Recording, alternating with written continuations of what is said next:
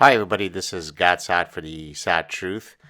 While most people who follow me appreciate the fact that I've been fighting the lunacy that is found in our universities, in our governments, in our companies, all of which stem from the collective psychosis I refer to as ostrich parasitic syndrome, I often will get, or not often, but once in a while, I'll get someone who'll say, why do you spend so much time uh, commenting on these issues? Aren't there bigger problems to solve? Well, of course, this is a form of, I think the term is whataboutery, right? If you comment about phenomenon X, why didn't you comment about some other phenomenon Y?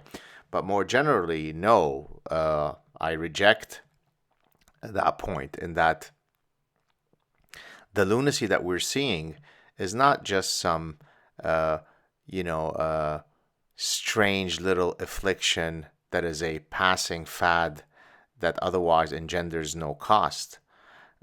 Real people, endless people, have been immeasurably harmed by the collection of phenomena that I document in all of my work, whether it be identity politics or postmodernism or radical feminism or biophobia or critical race theory or queer theory or all the rest of the nonsense that comes out typically from the environment that is most infected with this nonsense, which regrettably is the university.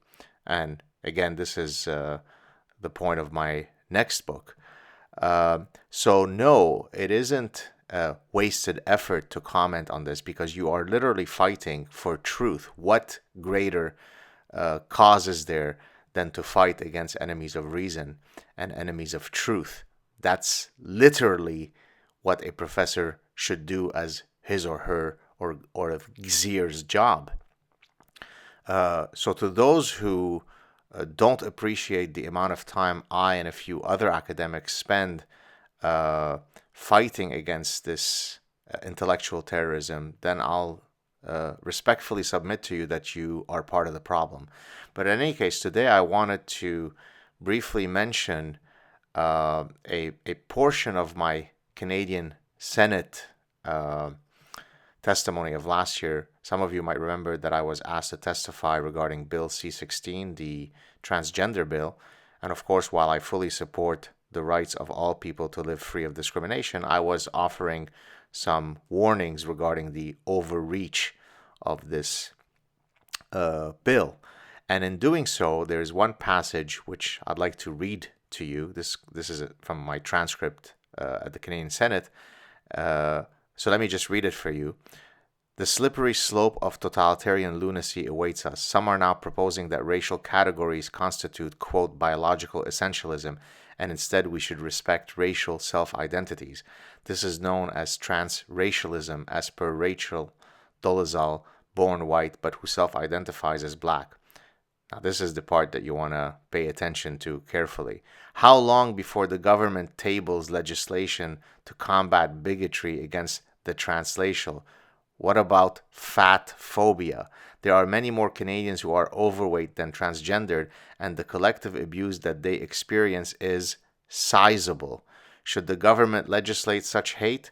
The road to hell is indeed paved with good intentions. Basically, I was saying that there is no end to the amount of victim groups that we can find, and if we're going to identify groups based on how much they suffer, then certainly the overweight people, just by virtue of how many there are in a society, are likely to suffer collectively a lot more than the very small proportion of, say, transgender people. Again, if we measure pain as a collective amount of pain.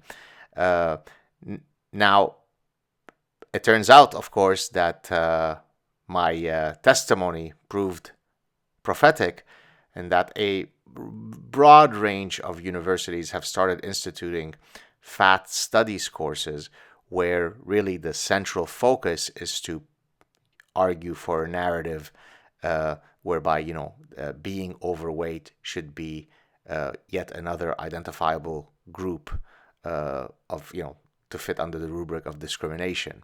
And so here I wanted to mention an article that just came out in Campus Reform. For those of you who don't follow Campus Reform, you should, because they catalog in one central repository all the lunacy that's going on. So this is an article by Tony Araxinen.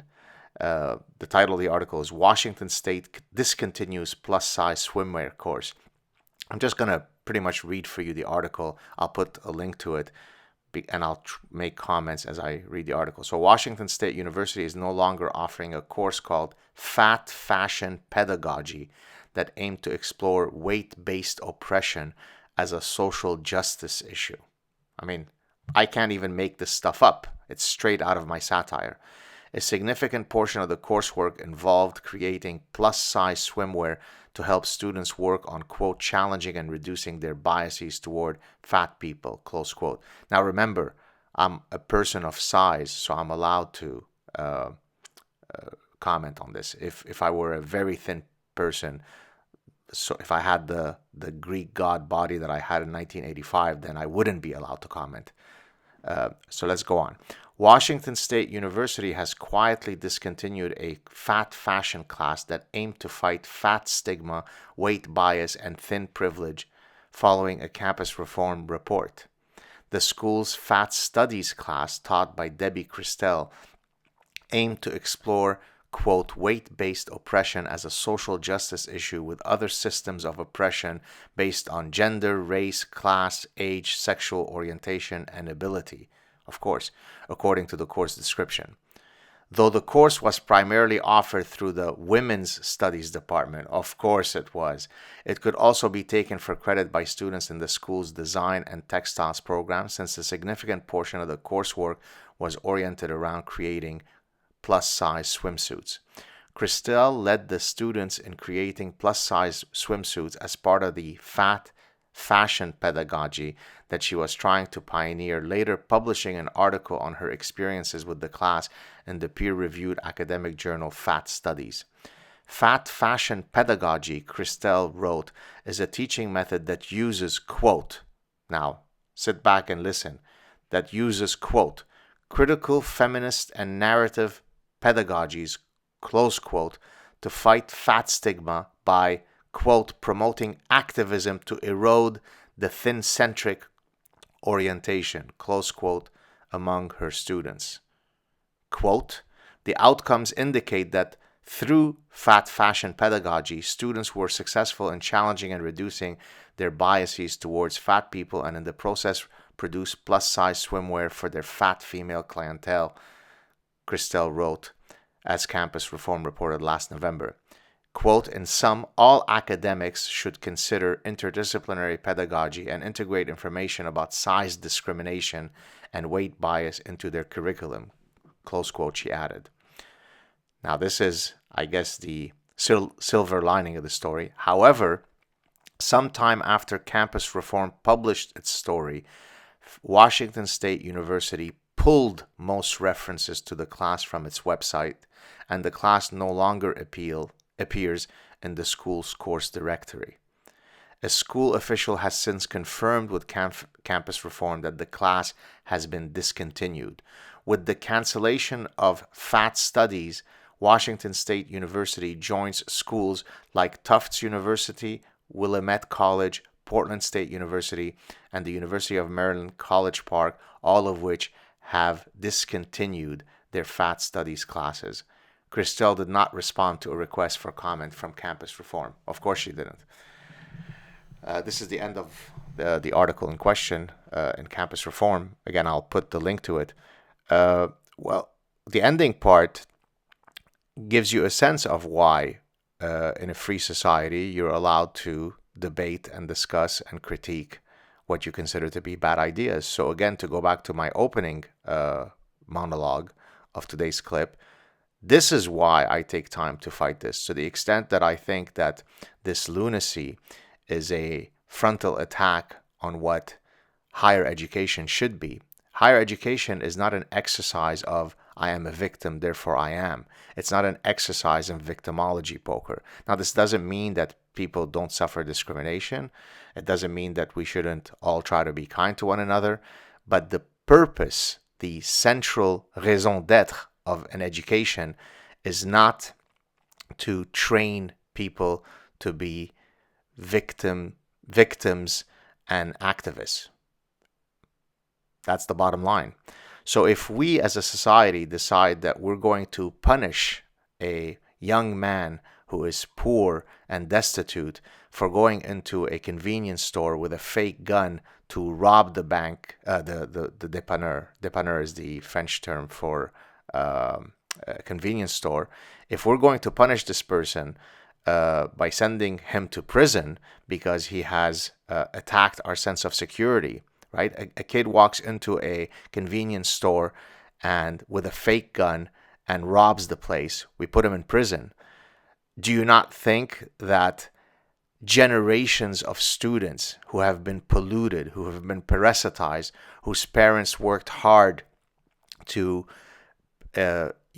amass the tuition fees to send their kids to take critical race theory, feminist glaciology, feminist epistemology, fat studies, do you think that there is no consequences to this nonsense?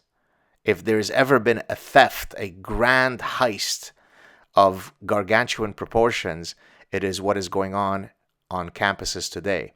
So to those who write me and saying, hey, could you spend less time criticizing this?